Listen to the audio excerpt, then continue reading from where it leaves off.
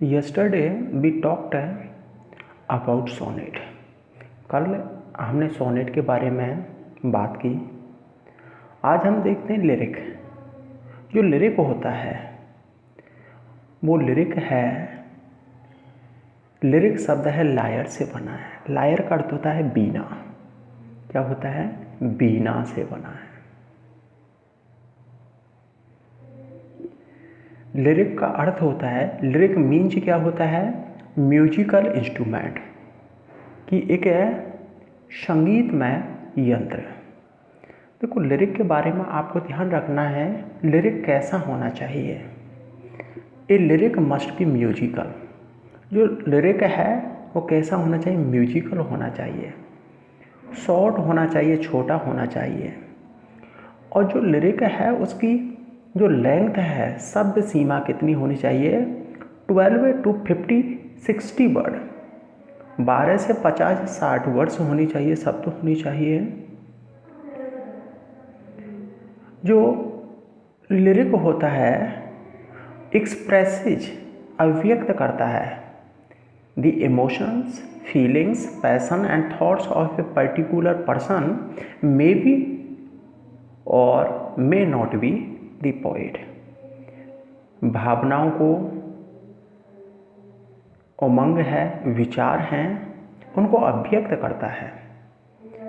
Of a particular person, may be और may not be the poet. वह कभी हो सकता है और कोई दूसरा व्यक्ति भी हो सकता है। A particular person may be और may not be the poet.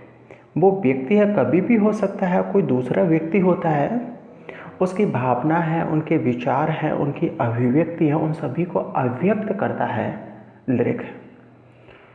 हम सोनेट, ओड और एलिजी इन तीनों को ही हम क्या कहते हैं? लिरिक कहते हैं। जो लिरिक है उसका गोल्डन एज था, स्वर्णिम युग कौन था? शेक्सपियरियन एज था लिरिक का।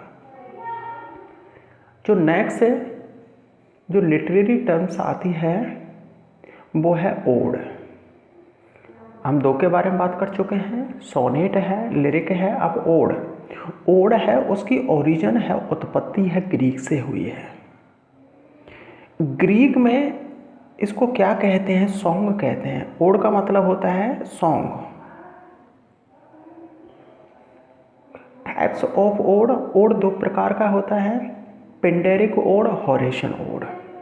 जो पिंडेरिक ओड होता है उसका ओरिजिनेटर, हम देखते हैं कि ओड है उसका ओरिजिनेटर कौन है? और पिंडेरिक था। ओड का ओरिजिनेटर कौन था? पिंडेरिक था। और ओड के बारे में हम देखते हैं, an ode is the form of address. संबोधन का एक रूप है या प्रकार है ओड। और इसकी साहित्यिक पहचान क्या है? एपोस्ट्रॉफी, संबोधन होता है। और थीम कैसी होती है? सोलेमन होती है ओड की। सोलेमन का मतलब सीरियस होती है। यदि ओड की थीम के बारे में बात करें तो कैसी होती है? सोलेमन होती है, सीरियस होती है।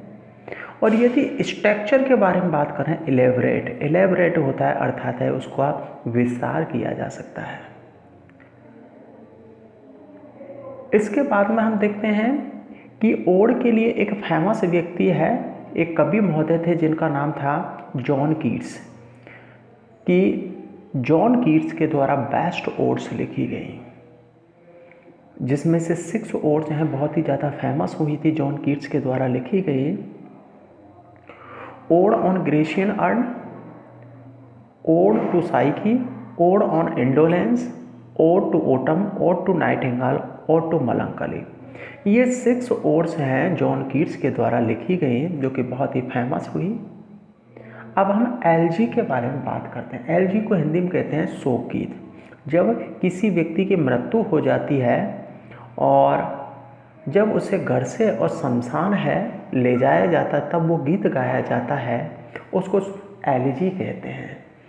एलिजी ओरिजिन फ्रॉम ग्रीक से उत्पत्ति हुई है एलिजी की।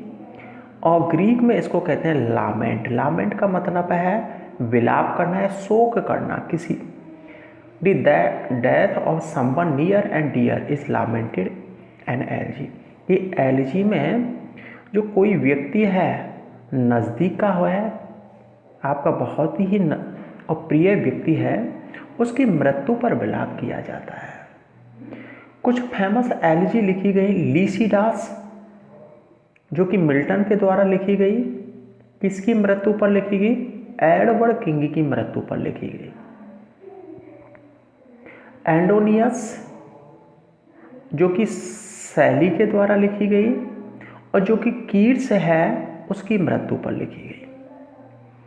इसके बाद हम देखते हैं कि जो मेमोरियम है, एलजी है, वो टेनिसन के द्वारा लिखी गई, और किसकी मृत्यु पर लिखी गई?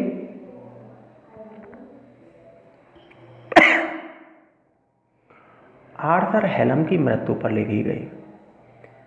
थियरेसिस है जो कि मैथ्यू अर्नोल्ड के द्वारा लिखी गई, और आर्थर ह्यूज और कॉफ की मृत्यु पर लिखी गई थी।